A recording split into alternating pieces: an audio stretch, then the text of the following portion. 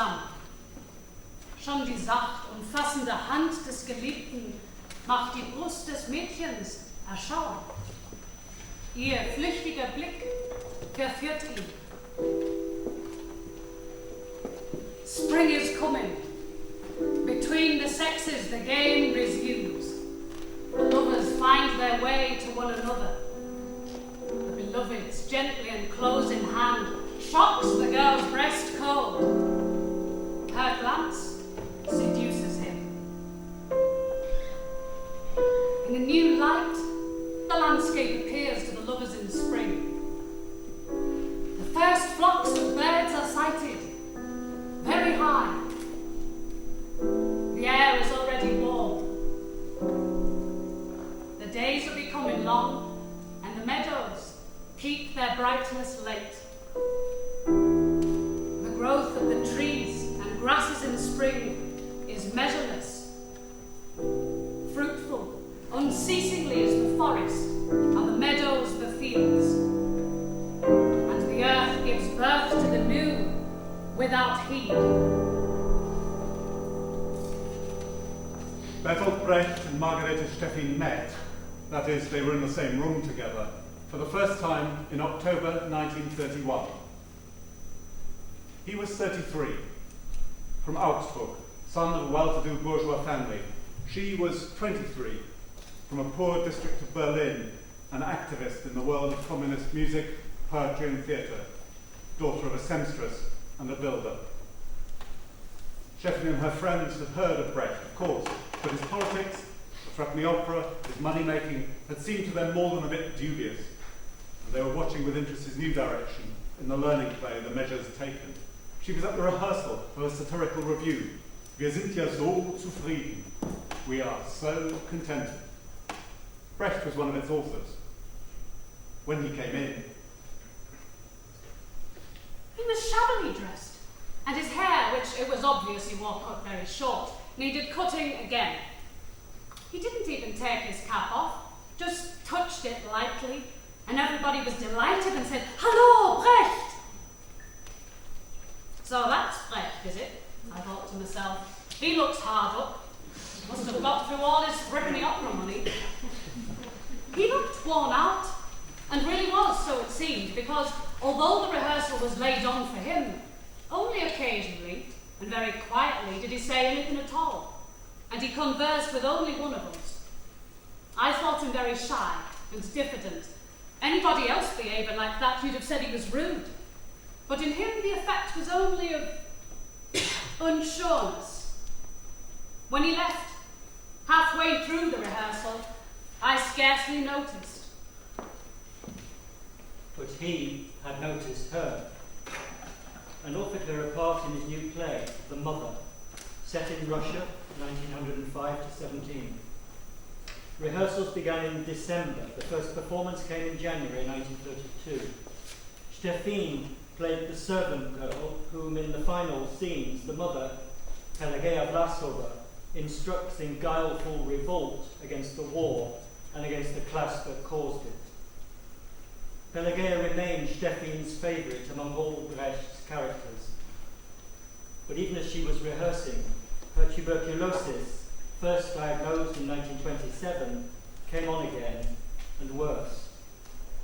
Brecht offered her accommodation in his studio, a warmer, drier place than her parents' cellar flat. And in March, he got her into the Charité hospital for 2 months' stay there and an operation on her lungs. By then, he and she were lovers. In May 1932, she travelled with him for the first time to Moscow as a translator for the premiere of Kula Vampa, a film he and Ernst Ottwald had made in which she appeared as one of many hundreds of extras. The film's subtitle is, Who Does the World Belong To? After that premiere, Margarete Steffin went to a sanatorium in the Crimea for a month's convalescence. Hans Eisler, who wrote the music for that film, said of Margarete Steffin, "What an extraordinary person. Working class girl from Berlin, enormously talented, quite astonishing gifts. Her judgment in the very finest literary matters was brilliant. She was Brecht's most valuable collaborator. I have to say that Fear and Misery of the Third Reich, the working class scenes, could not have been written without Steffin. Really, Steffin, collaborating with Brecht, gave him knowledge of the working people of Berlin in the kitchen. But with that knowledge came the disease of damp, insanitary, crowded Berlin housing, TB. In that sense, a political disease, the mark of the unjust distribution of wealth, the stamp of oppression.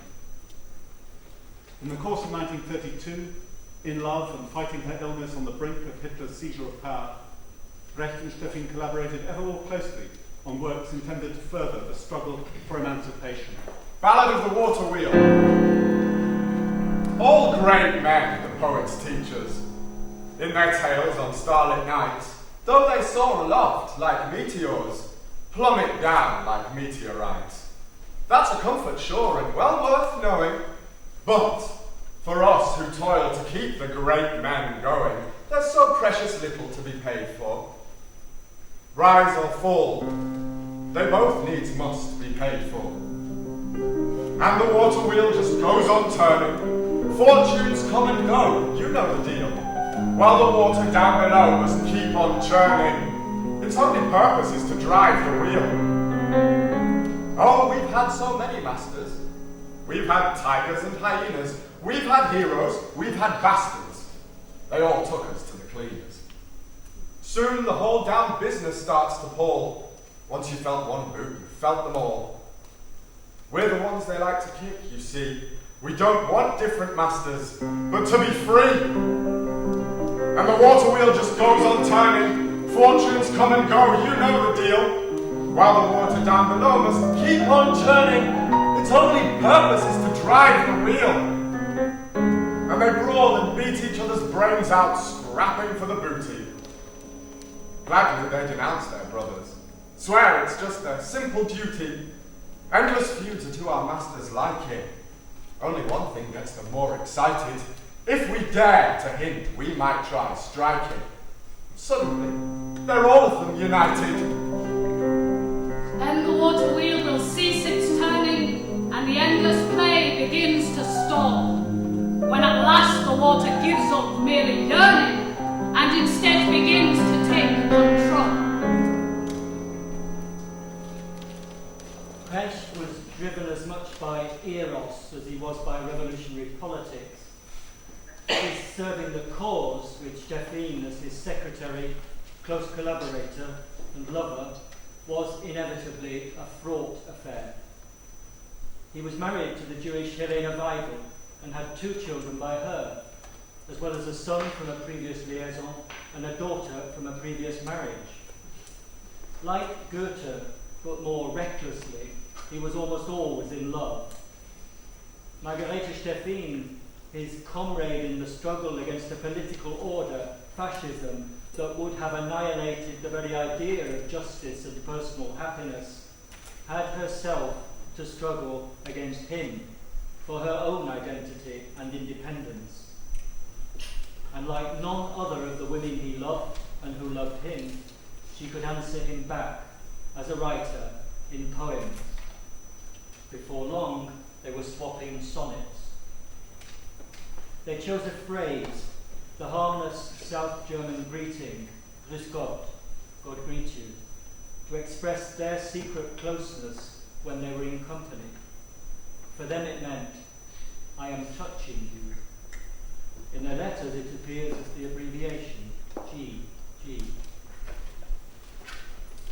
When we were first divided into 2, and one of our beds stood here and one stood there, we picked an inconspicuous word to bear the sense we gave it. I'm touching you. For the pleasure of such speaking may seem paltry, for touch itself is indispensable. But we at least kept it inviolable, and saved for later like a surety. State hours, and yet removed from you and me, could not be used, yet had not ceased to be, not rightly there, and yet not gone away. And standing among strangers, we could say, this word of ours as in the common tongue, and mean by it, we know where we belong. Emboldened, put in our formal address, now I am given to you, and wish your good entirely. Whatever I lack, I shall be well, unless your love should ever be withdrawn from me. The little word that we decided on, and none but us knew, touch, was what it meant. Word of irresistible seduction, for months my hoard of good in banishment. That word is an embracing and a kiss. I who must wait so long for you, I kiss the word on every letter you write to me. And when I read it, all my tears mean is that now you are with me once again, and I want nothing. As though you slept with me.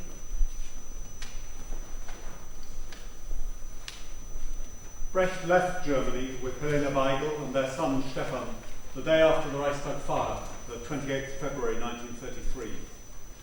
Had they not, they would have vanished into Hitler's camps. Through the agency of friends, their daughter Barbara, who happened to be staying at the time with Brecht's father in Augsburg, was got safely over the border to join them in Zurich. Their 14 years of exile had begun. Margarete Steffin, at the start of that year, was again in hospital in Berlin. Last night I dreamed that I was lying by you, and you said to me, "Bring me where you are." But still my chest was hurting as before, and my right arm was heavy, dull and slow. And why? Of course, the doctor had bound it tight. He knew full well I can't be still, but nor will binding help. I must go where you are. But all at once you had vanished from my sight. I heard you say, "And it is too late now." And then I heard your car, and you were gone. I leapt up. "Oh, I will! I will!" I could not shout, for I was running so. But you were driving off. The rear light shone. And I thought, now there'll be nothing more. And I was still. She went from there to a sanatorium on Lake Lugano, paid for by Brecht. She wrote to him. I lie alone in bed. Like the eye of a cow, the moon gawps at me.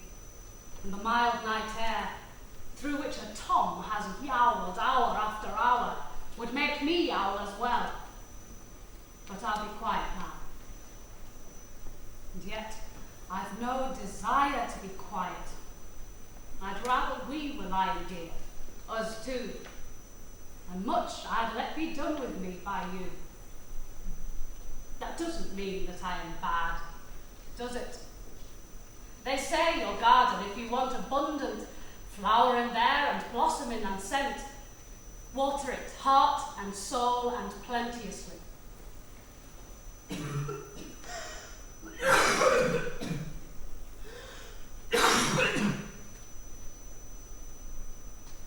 They say so much, lies mostly. This time, though, I'm afraid that what they say is true.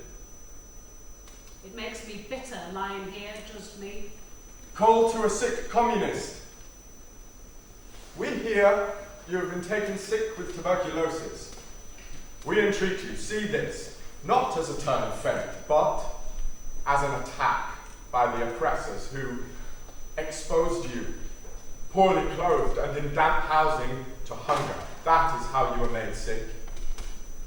We charge you to take up the struggle at once, against sickness and against oppression, with all possible cunning, rigour and tenacity, as part of our great struggle which has to be waged from a position of weakness, in utter misery, and in which everything is permitted which will aid our victory, a victory which is a victory of humanity over the scum of the earth.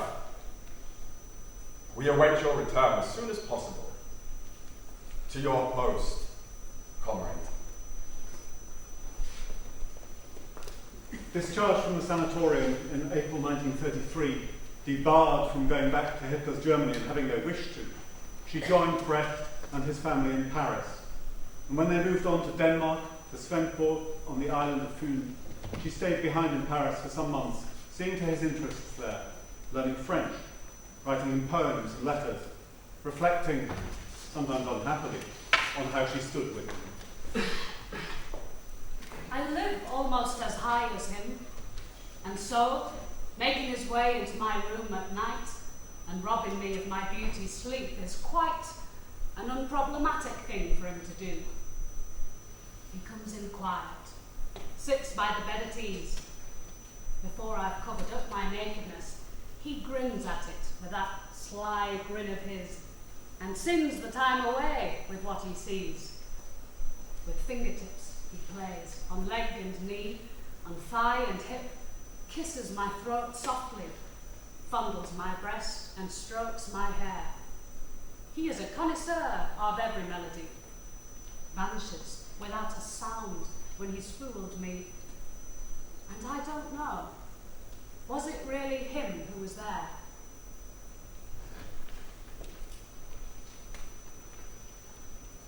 Already thinking we were of a mind, I used, and it was almost without knowing, the words whose meaning was what we were doing. The commonest such words, the vulgarest kind. All over again it shocked you through as though till now you had not seen what thing we did. In many weeks of you with me in bed, of words like that I scarcely taught you too. But with such words I summon up the shock afresh of my first fleshly knowing you. It can't be hidden any longer now. Of all your favours, you kept not one back. How could you make yourself common as muck? The word for what it was you did was— Dear Biddy, morning, afternoon, evening, and at night, I am alone here in my present lodgings. I am always a bit fearful of the night. For much longer than 10 years, I have been used to dreaming every night. But now, night after night, I always dream the same. I see you with various women, get very agitated, keep waking up sometimes in floods of tears, again and again, hysterical nonsense of that kind. But since, so they say, things go away if we speak of them, I expect this stuff too will go away since I have spoken about it. But all the same, I do sometimes wonder, when I simply can't sleep, when will your various friends say to some other girl, as they have done these last weeks to me, yes, and then in 1932 to 3, he often had a girl with him, Greta Steffin, and after her, da-da, da-da, da-da, da-da. I keep hearing what Helen said to me last in Berlin. I feel sorry for you, child. And then I feel sorry for myself. But I still can't sleep. Otherwise, I'm doing all right. The word you've often said I should not use comes from the Italian of Florence, from fica, meaning vulva. They accused even great Dante of vulgarity, since the word comes in his poems. Today I read that for this he was vilified, as once Paris was over Helen, though Paris, it must be said, had more fun in his story than Dante did in his. So, even the somber Dante, as you see, got caught up in the quarrels that arise around this thing that else earns only praise. Not only Machiavelli teaches us, in life and books, much hot controversy has raged around this justly famous Locus. Just imagine all the women you have had come to your bed. And of the lot, how many are nice still? Very few. Not one you think is fit to be looked at. But all of them stand silent and severe, and each tonight demands to have her fun of you. And when you've done it her, she steps aside, pointing to the next one. Lasciviously they reach at you, and you are finished. those you once chose for your fun, they have it evilly now with you. And I see my own self standing in the queue, see myself coming shamelessly to you, and you lie pale and sick and wretched there. On Dante's poems to Beatrice. And even now, above her dusty tomb, whom he was not allowed to fuck but stalked, with shuffling steps, whatever ways she walked, the air we breathe still shivers at her name. For he commanded us to think of her, and wrote such verses for her that indeed we cannot help but heed them and conceive how beautiful his praises of her are. Oh, the perniciousness that man inspired, by praising with such mighty praises what he only ever looked at, never tried. For since he sang her, he only eyed. What looks nice, crosses the street, is never wet, counts as an object fit to be desired. Dear Biddy, I can't sleep unless I know we are friends. Have you got the big photo of me? Do you like it? Write to me lots, Biddy. Wiedersehen. G.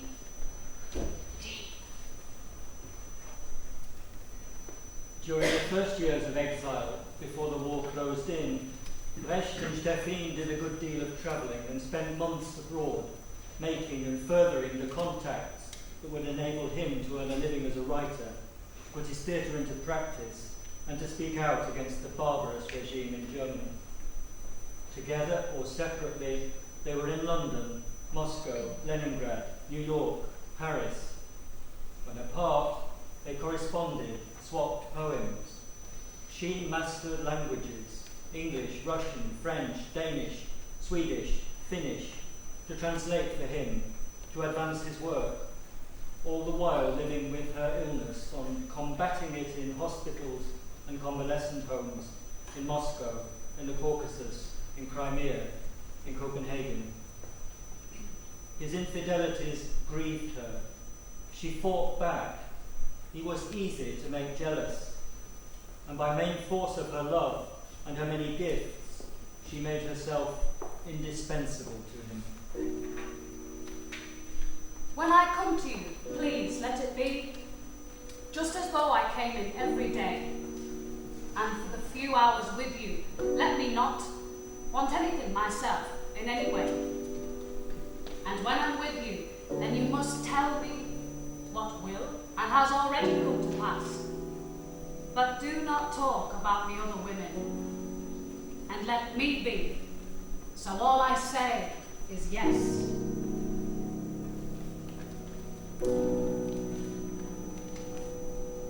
When we had been apart longer than ever before, fearfully I searched your letters through for such words unknown to me as would say you were no longer the one I knew so well and missed so much. And yet it must be that seeing one another again, at once we'd recognize how in need we are. I've never dared, and never will dare, let myself go completely when I'm with you, as I do with many people. It's so strange to really laugh and behave as a person would who has no anxieties. I don't dare to in your company. I'm always watching myself. These last days, it has been quite terrible again. When finally, for the first time yesterday, I went to bed singing. I'm always sorry that I can never go to bed like that when you were there. Then it was good. I really do climb into bed, you know, and let myself sort of drop down into it. Recite verses, act, show myself entirely. I can't do any of that with you. Somewhere there's a shyness in me, which I don't feel with other people, and which other people don't feel with you. I have an enormous respect for you, together with a love that is so great, my dear, dear beloved Biddy, that it can't be good. Or do you think it might be? Apart from lingering unpleasant happenings, I have good memories of the time. Those days in Copenhagen, when you were immensely kind and considerate to me. That would put me in your debt that you could be like that, if I weren't enslaved already. But I don't want you to have to be like that again. Although it was very, very, very good of you. Thank you. You said many things to me that it gladdened me to hear, and that you had never said to me before. I love you, Biddy. I'm wholly yours, Brecht. It makes me happy if you like me, and sometimes say so. Biddy. Grüß Gott. Brecht wrote to her in September 1934. She was in Moscow. Her money was running out. He was anxious for her. Dear Greta, I was glad to hear your voice. Your having no money is a great worry. I'm going to the embassy again today to try something. I hope it will work. There must still be 1,000 rubles owing on that little Russian volume of plays. Vinny must do something as well. Everything will be okay just so long as you don't go without now. Here it is dismal. Rain, colds, working, and in the other ways, I am only the one half. Dear Greta. G. Right. Often.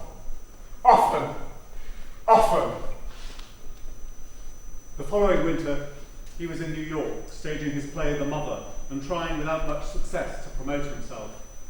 He got bored, played chess, went to the cinema with Isla every day, and wished he were back with Steffin.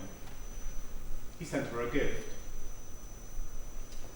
The little elephant is made of ivory, and he is to be called the New Yorker, in the herd of my elephants who protect you.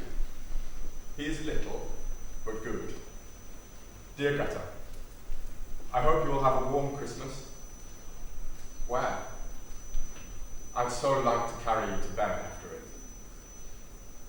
I think I'll leave here exactly 2 weeks from now. I'll send a telegram. At present, I'm doing a bit more work for the translations. You are much missed in the business and at home.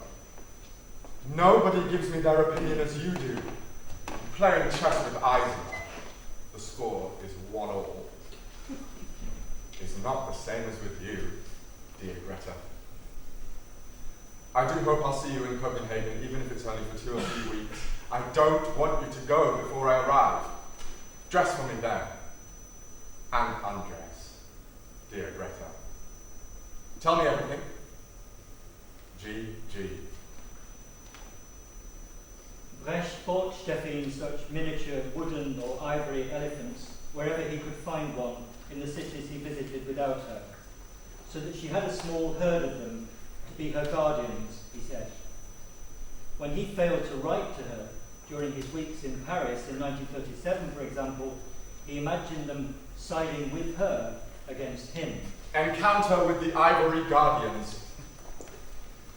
One day, when no news of you had come, I summoned the guardians, the 6 elephants, to the Arc de Triomphe, and they took up their stance that night towards 11 on the Avenue de Wagram. They eyed me, swaying slightly. I said to them, "When I left her in your protection, I ordered you to trample anyone she made complaint about to strawberry jam." They stood in silence till the largest beast, lifting his trunk, malignly slowly, pointed, trumpeting at the guilty party, me. Like thunder, all 6 charged. I fled, so chased to the post office and squinting, frightened through the window, I wrote the letter I owed you. And in 1938, phoning the clinic in Copenhagen and hearing good news, he summoned them to praise her. Hesitant, lifting the black receiver, so much fear was in me, I had no delight in the word cured. It was not till night I vowed I'd send you a dream and a laudatio. This is the dream. When you step into the daylight, Our guardian beasts shall bow their heads to you and raise them, trumpeting the respect your due for such conspicuous valour in a mortal fight. Praised be whoever won't cast down the burden that she was charged with, though the ground give under her. The greatest victory, the one that seemed beyond her.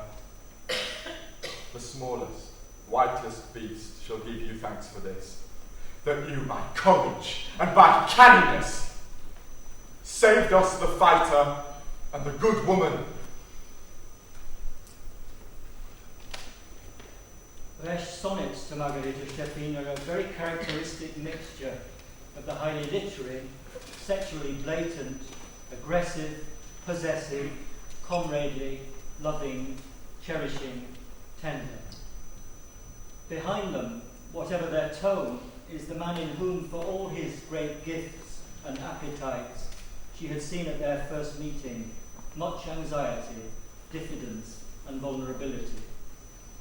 And amongst those many sonnets, he sent also this following, a suggestive list.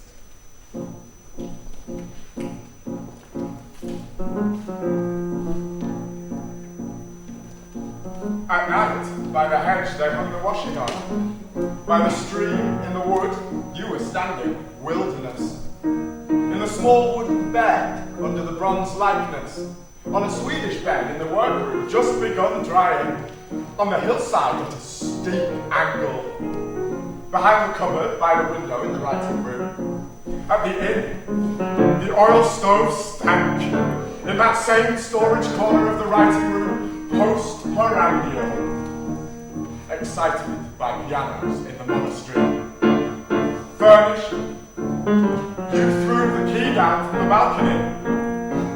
In that hotel, in one room, in both rooms, in the motherland of the proletariat, all times of day, all times of night, occasions, in at least 4 countries, and in all 4 seasons. You forgot that time in the car.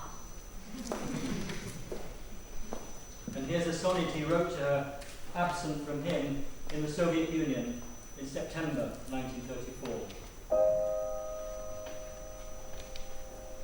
Write me what you're wearing. Is it warm? Write me how you're lying, softly in bed. Write me how you look now, as you always did. Write me what you miss. Is it my arm? Write me how you are. Do they let you be? Write me what their moves are. You won't quit? Write me what you're doing, and the good of it. Write me what you're thinking of. Is it me? These questions are all I have for you, it's true.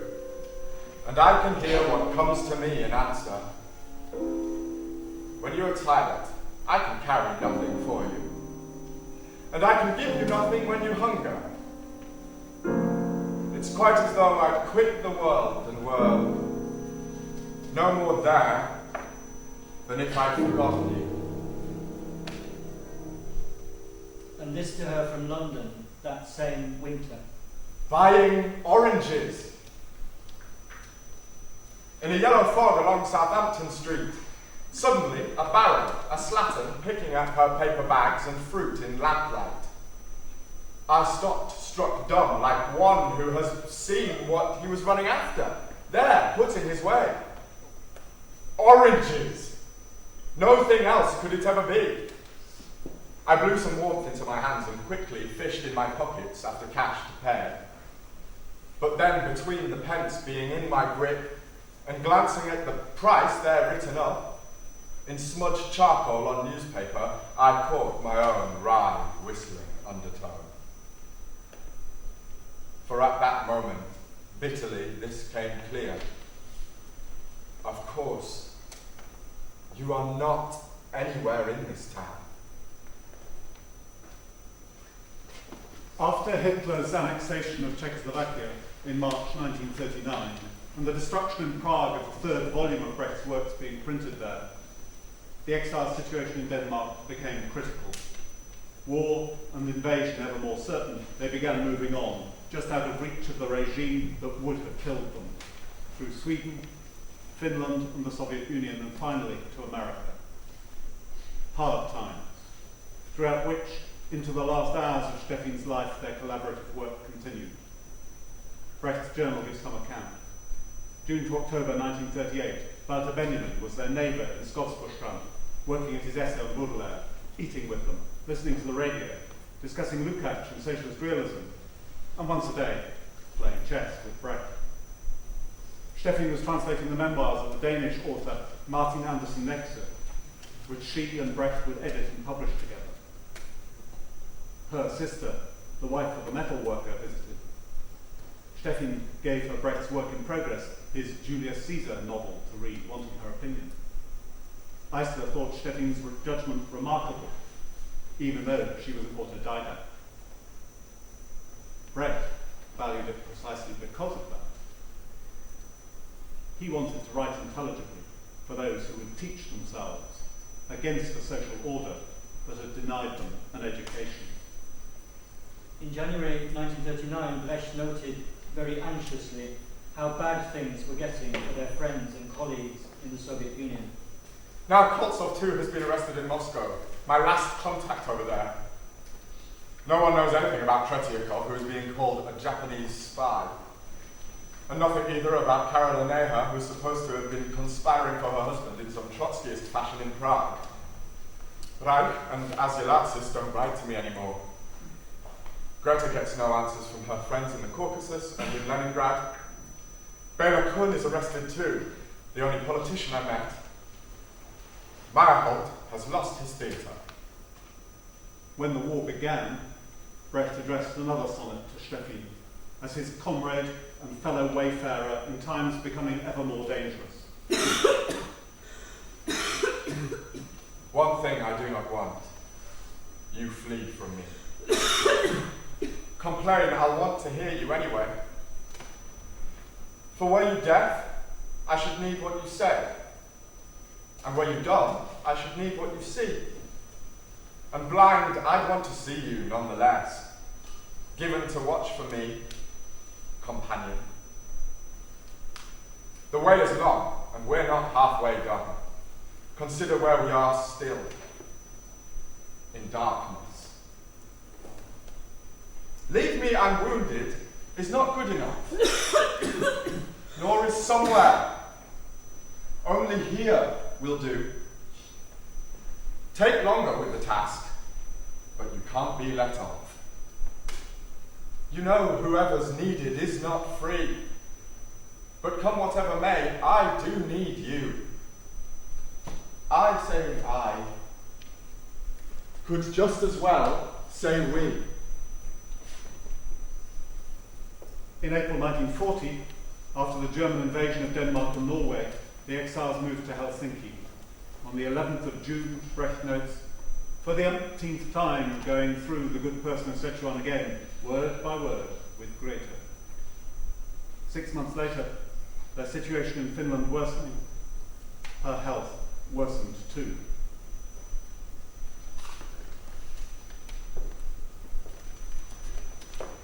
December 40. Greta is very feverish. These last weeks she has lost a lot of weight, which is very worrying. Having her appendix out early in the year has perhaps started up her TB again. And now there's a lot of bad flu around. Also, our visas from Mexico arrived and they don't include her. Rightly, nowadays, Steffin's collaboration in Fear and Misery of the Third Reich, The Good Person of Sichuan, Life of Galileo, and much else is acknowledged. In the writing of Arturo Ui, the play depicting Hitler as a mixture of Richard III and a Chicago mobster, she was invaluable to Brecht in the technical matter of parodistic blank verse. 2nd of April, 41. And now I have a great deal to do to smooth out the blank verse in Arturo Ui. I have been very careless with it, partly because I supposed that the play would only ever be staged in English, and partly because I thought shoddy verse would suit my characters. Greta calculated that 45 out of every 100 lines were faulty. And both my reasons seemed to her to be only excuses. Bad iambics would infect the translator, and debasement could be expressed in other ways than bad iambics. The jazz syncopated blank verse that elsewhere I often employ, 5 feet but like step dancing, is obviously something quite different and has nothing to do with shoddiness. It is hard to construct and is of course very artful. Above all, she thinks that the alienation effect suffers if the blank verse isn't smooth. These are good exercises. Yesterday, Germany invaded Yugoslavia and Greece. In December 1937, Brecht addressed the following poem to the company of young Berlin actors who had first stage displayed A Mother, in which Steffin had played a part in January 1932. The good comrade M.S. I came to you as a teacher, and as a teacher, I might have departed from you. But because I learned, I stayed.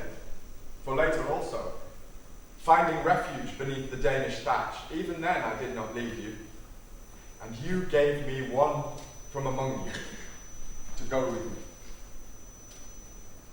so that she will test and check everything I say, and from now on, correct every line, being schooled in the school of the combatants against oppression. Since then, in frail health, but cheerful in the spirit, she has strengthened me, not corruptible, even by me. Often, with a smile, I cross out a line myself, already guessing what she would say about it. Ruth Berlau, Steffin's chief rival for Brecht's affections, paid her this tribute. She was a merciless critic, very useful to Brecht in that way. She wanted his work to be intelligible to working people too, so she demanded that he rewrite anything that was, as she put it, contorted, muddled. In that respect, she was indispensable to him. I've never seen anyone work as hard as Margarete Steffin. When she wanted to learn Danish, and she really did learn it, she translated a novel of mine, a bad one. Then later she was able to translate Netzer. She was an enormously gifted linguist. In Sweden too, and in Finland, she could make herself understood in the languages. She was brilliantly capable in Russian and English, spoken and written, word perfect. She was a linguistic genius. As a secretary, nobody could replace Margarete Steffin. When Brecht had corrected a version, next morning he found the newly typed pages on his desk, without his ever asking. And the typescripts were clean and beautiful, just as Brecht needed them to carry on working. He preferred very thin paper, thin as tobacco paper. Typing on such paper was quite a feat, especially in several copies. Greta managed it. In Finland, she typed Arturo Ui on airmail paper so that sending it by post wouldn't be so dear. 12th of May, 41. G has just been given a tourist visa for America. 29th of May, 41, Thursday. In the morning I packed for her. Helly also helped. She looked for her little ring, couldn't find it, but was in a confident mood. I knew that moving her to hospital would put her life at risk. At noon I went with her in an old ambulance to the High Mountain Sanatorium in Moscow. Several times she had to have oxygen. She looked very tired and altered, and said many times, Write to me. but it still isn't certain we shall get tickets. I bought a ring and visited her at 5 o'clock.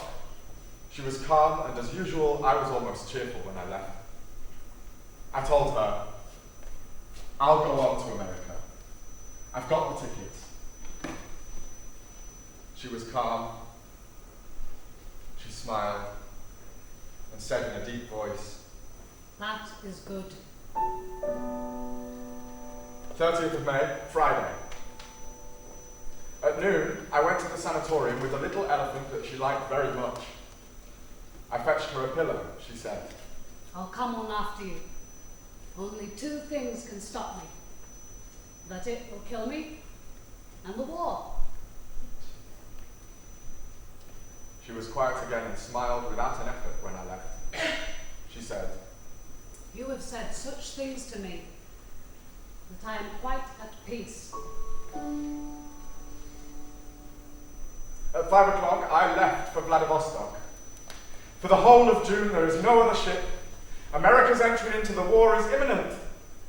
There are no flights to Vladivostok either.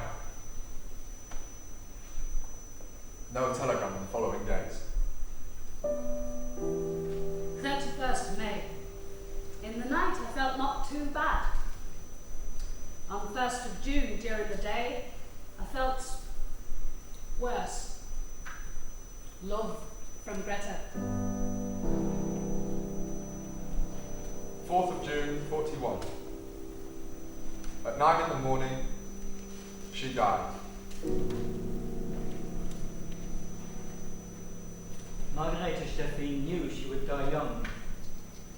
Without Brecht's insistence that she fight the illness, without his need for her as his comrade in the struggle, she would have died younger. She fought hard to stay alive and carry on with the work. At some point during her last year, this beautiful, brave, immensely gifted young woman wrote a short autobiographical sketch with the desolating title, Ich bin ein Dreck. I am junk, filth, worthless. Almost the least unbearable part of it is this. Of course, there could be no happy end because I was ill. In my chest. The most disgusting illness in the world. Many things to put up with so vile that all life long you do not speak of it to anybody. Or perhaps you might to a nurse if she was also your friend. But then there's everything else as well. I will speak about it later.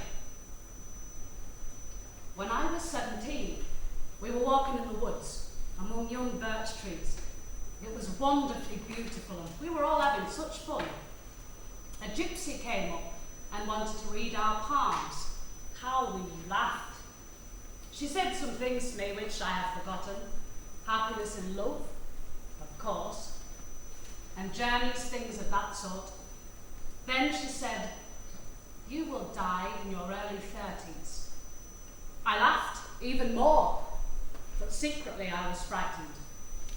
Of course, I'm not the least bit superstitious, but the closer I got to my 30s, the more often I couldn't help thinking about it. Then in Russia, when I was 28, a Georgian actress, an extraordinarily beautiful woman, said to me, you won't live much beyond 30. That was more serious. And when I reached 30 and besides my lungs, the devil take them, but for God's sake, not so bit by bit. How can anyone bear that? I noticed my heart as well. Then I sometimes thought, the two women were right. Now, I think to myself I shall die when I'm 33. That's a nice round number, and by now I don't care. By now, I couldn't care less. It would be nice to have a big brother. Or a little sister who would come to you when you're sad.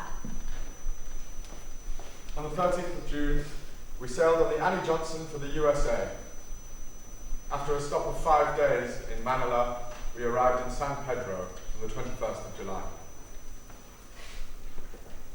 Margareta Steffin died in the High Mountain Sanatorium in the centre of Moscow. A friend wrote Brecht a fuller account of the day of her death, concluding so.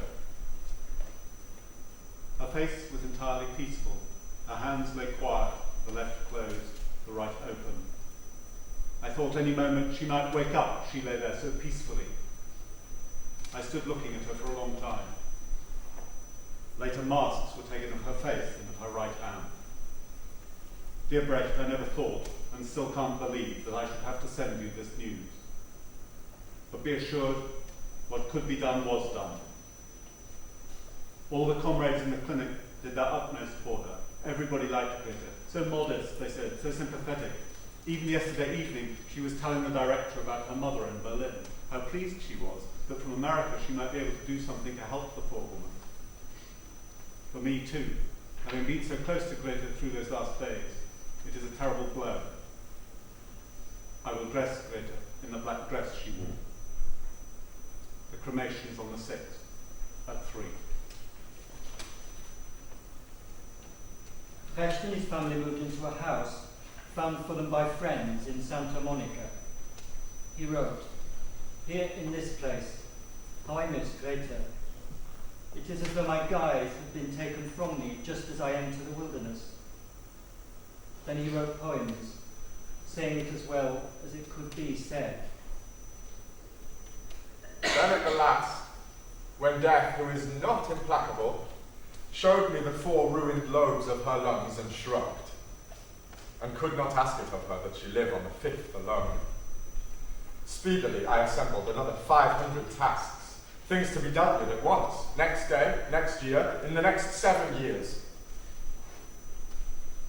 Asked countless questions, critical questions only answerable by her, and so in demand, she died more easily.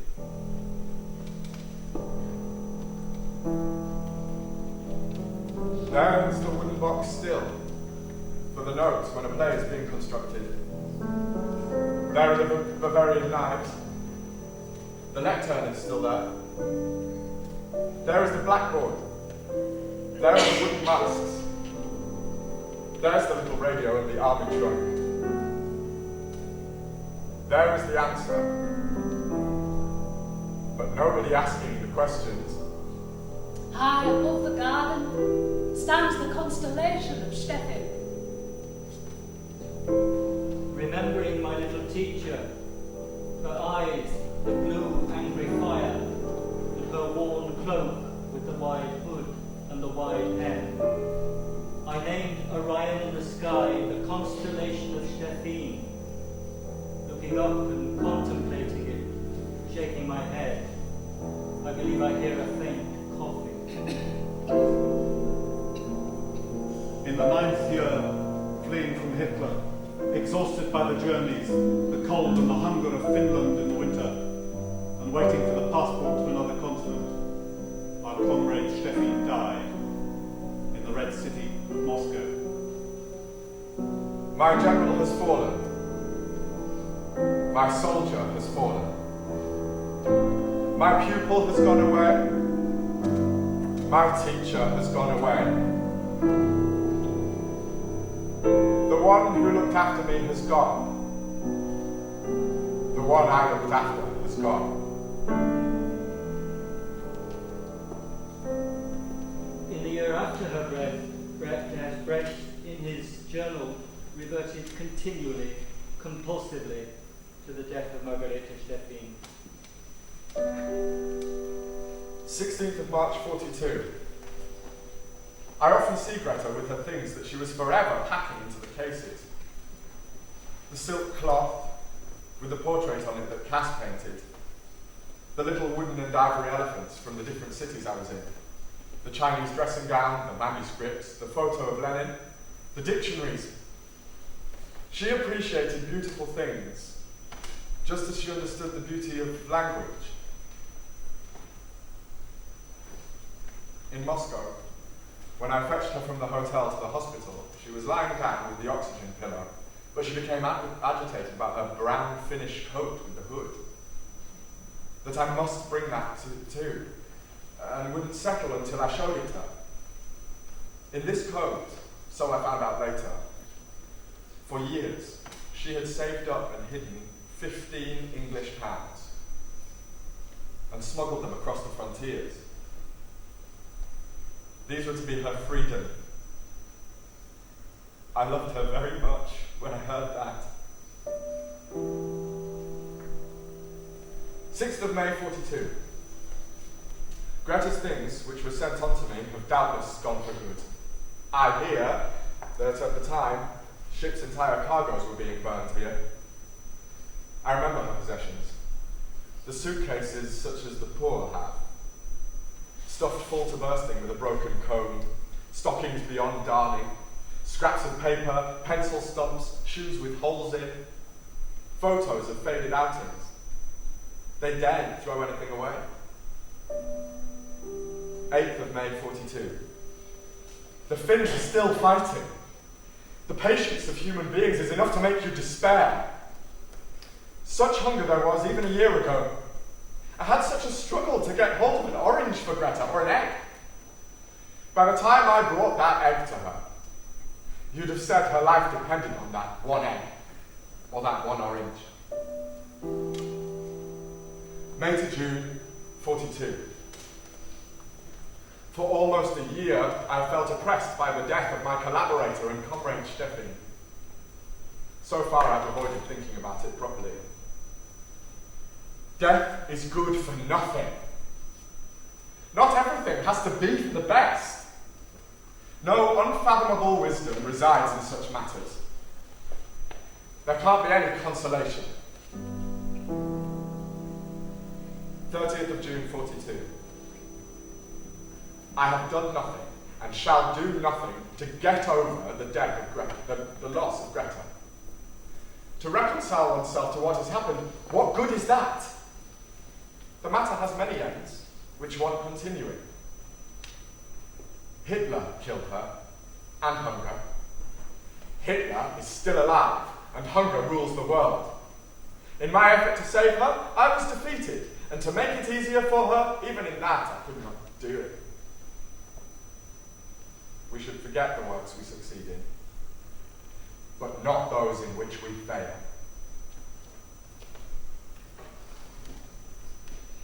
Steffin was Brecht's friend and lover for nearly 10 years. She was also his closest collaborator in the literary work, which he and she equally understood as an act of resistance to Hitler in the cause of humanity. She was, as he himself said, his pupil, his teacher, his soldier, his general.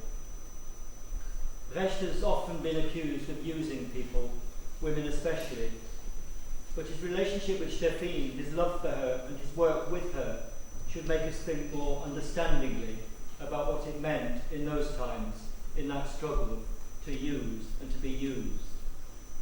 Both equally desired and thought it their responsibility to be useful to the cause.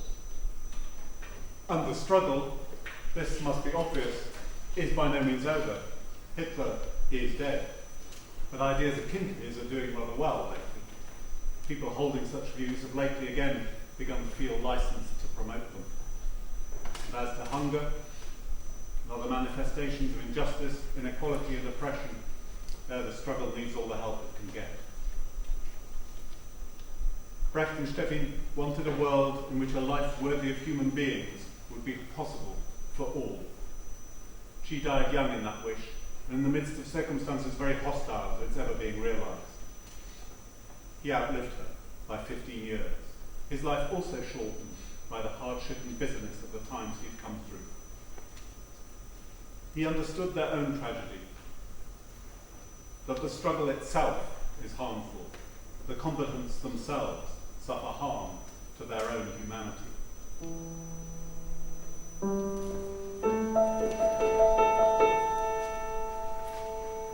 An die Nachgeborenen, ihr, die ihr auftauchen werdet aus der Flut, in der wir untergegangen sind, gedenkt, wenn ihr von unseren Schwächen sprecht, auch der finsteren Zeit, der ihr entronnen seid.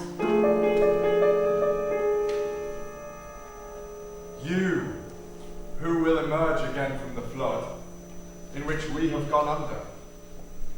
Think, when you speak of our faults, of the dark times which you have escaped.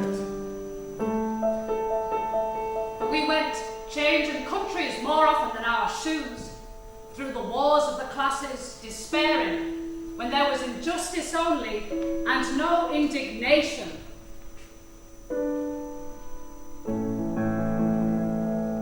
yet we know.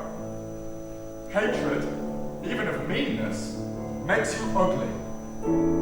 Anger, even at injustice, makes your voice hoarse.